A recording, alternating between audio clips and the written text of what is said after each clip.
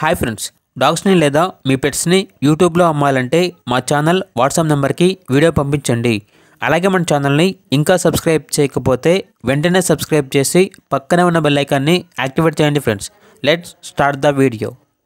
Hi friends, welcome to our channel.